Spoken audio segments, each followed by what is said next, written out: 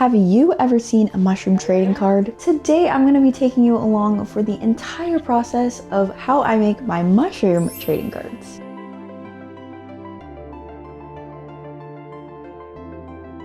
Hello and welcome back to my art studio. I'm super excited to start creating this card set. Today I will be creating the Black Morel mushroom trading card and stickers. I really didn't know if I was gonna do this mushroom because it has so many hollow parts in it, and that kind of freaks me out. Low key, I was kind of cautious to draw it because I thought I would like freak out, but honestly it was so cute and so worth it. Today you are going to be my guest as I create the Black Morel mushroom trading card and stickers. I've already put everything into my computer, so I need to just print everything, seal it, and make it perfect.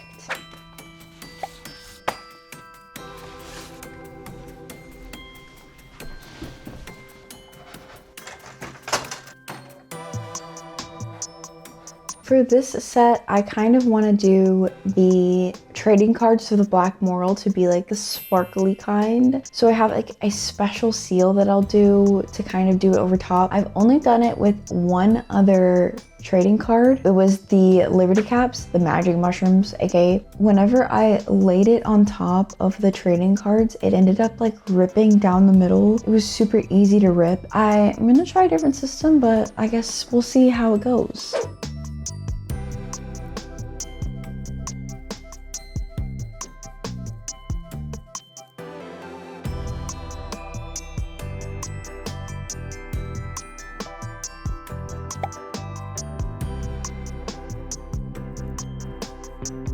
So now I am going to turn this into having this sort of broken glass shine. The issue with this is that it might rip down the middle. Hopefully it doesn't do that because it's kind of expensive. I'm curious. I think eventually I would like to make my own design to put on top of my cards. Haven't learned that quite yet on how to do it, but if anyone has any advice for me, please leave it in the comments.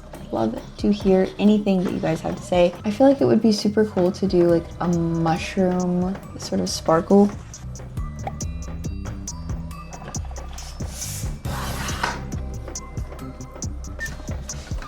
A little nervous. Got my squeegee. I'm gonna just do it.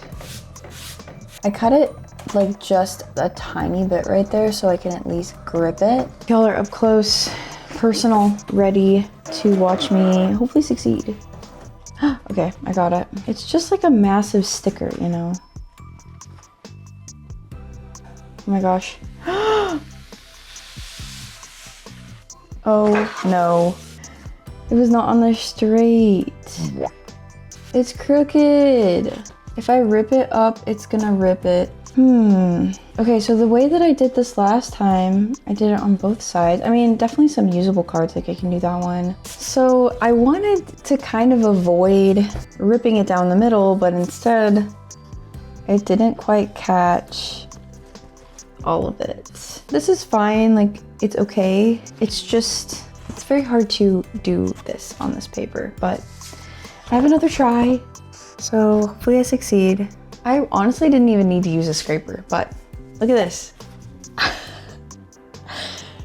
Okay.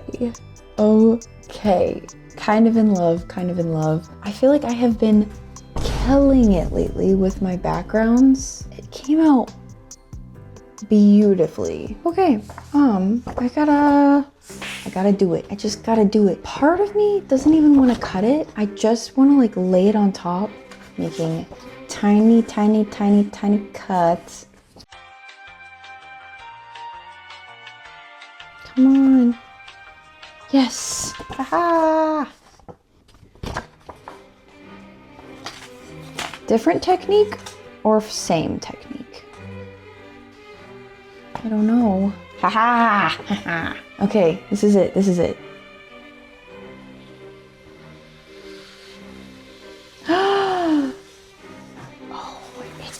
So good. It's so good. The only issue with this is that I have all perfect cards now.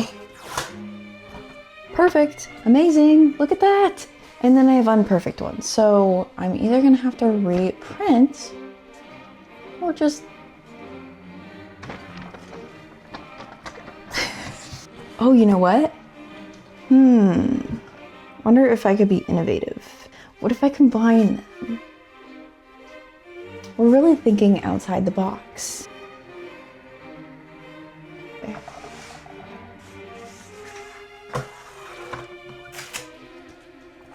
Okay. I feel like I'm just making stuff up now. So, just ignore my printer. I need to just use some scissors.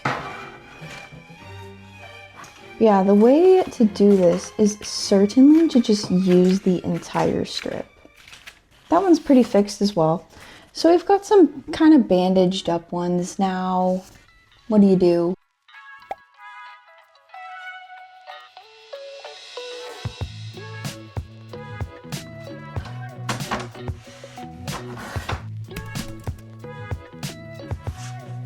Thick.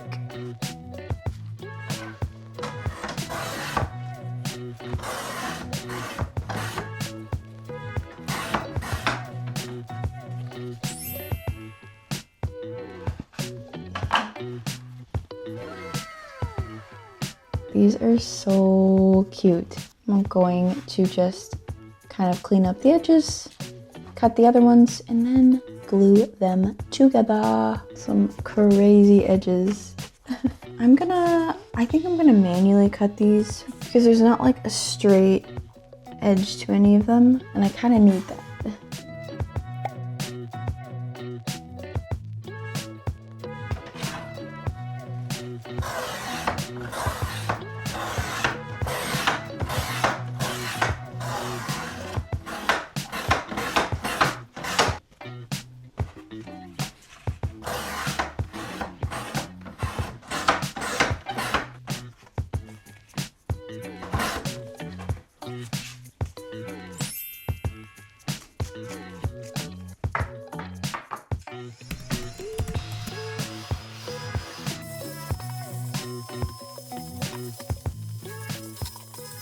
So now I have my fronts and I have my backs. Probably will not be selling the ones that are a little bit imperfect. I'll probably just be keeping those for my personal collection. Here is the fronts and the backs. I'm gonna go ahead and take some of the paper dust on the edges away with a little bit of some trimming work. So not super interesting, but I'll show you anyways. And it's out of frame, but there is a trash can right here.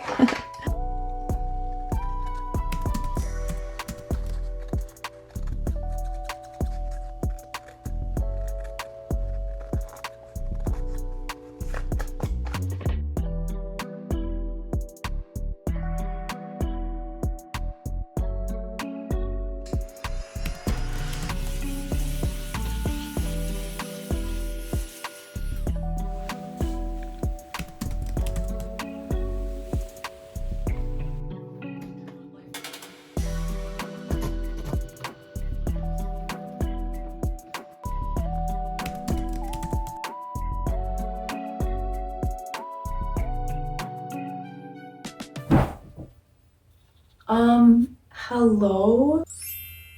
They're so cute. Oh my gosh. See, this one has a little like peelable.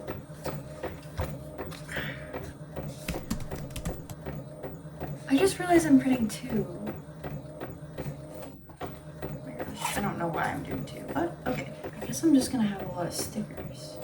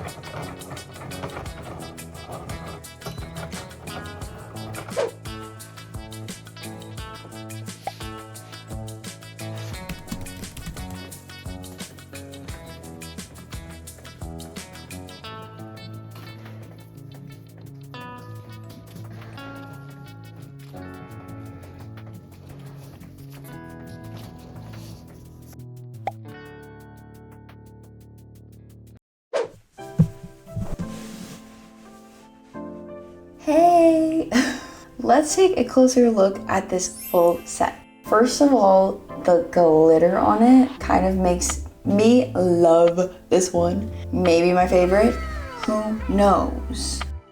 Wow, I just love to watch it sparkle.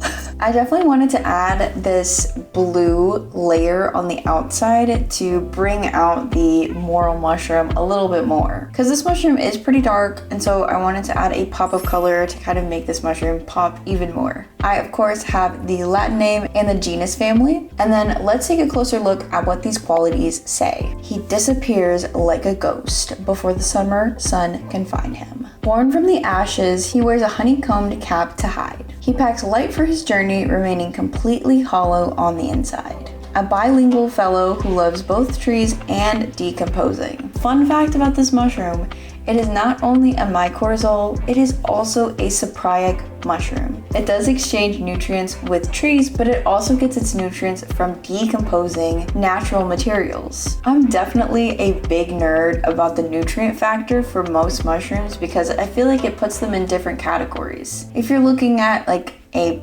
parasitic mushroom, you're looking at a species that wants to eat living things, and that feels a lot different than a mycorrhizal that loves trees and just sort of vibes with them. Anyways, let's go ahead and take a look at the bottom. For this one, I definitely gave the strength dry heat because it rises from the ashes after a lot of forest fires. Usually this mushroom is found in forests after a forest fire, and that's the most time that you can see a black morel mushroom. I thought the weakness was mostly decay. Its health points are 65 and its power level is 80. I gave this one charcoal flame. I definitely like to have a lot of fun with that bottom part, but I do try to make the quality section a little bit more realistic. Let's go ahead and take a closer look at these stickers. I had a really hard time deciding which sticker and which character style I really liked, but I definitely went with this style. I took away the part where he's actually blowing out the flame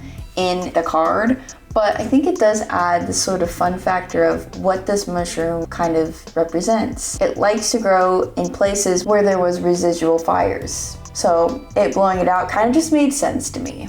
And then this one, this one I actually gave a little crown to. This mushroom is just so popular. So I just kind of made him the king, gave it a lot of texture. And honestly, taking the photos and drawing them, I'm really surprised that I was able to make the cap look this hollow and realistic, honestly. And then this one, I really heavily debated on this one being the card, but oh my gosh. Usually whenever I'm picking a mushroom to draw and create a character with, I kind of go away from things that have like lots of holes in them. But honestly, I just kind of think of it as a texture instead of a hollow structure, and that definitely got me through drawing it. But the picture itself was making it feel like it was blue. It's not necessarily blue, I just kind of drew it to be blue, but this one, I love how squished it honestly looks. It's so cute. And then last but not least, this one. The way that this mushroom in the image was actually angled, it looks like it's sitting down.